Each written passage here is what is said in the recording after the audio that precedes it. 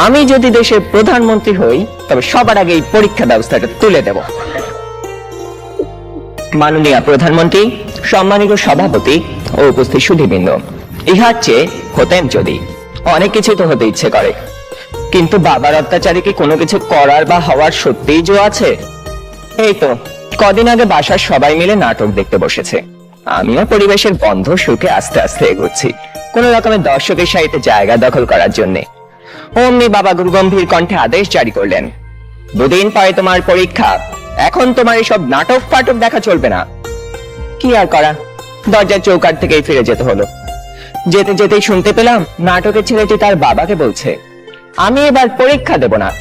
ইস, আমি যদি এমন করে বলতে পারতাম, এই নাটকের ছেলেটির মতো হতাম।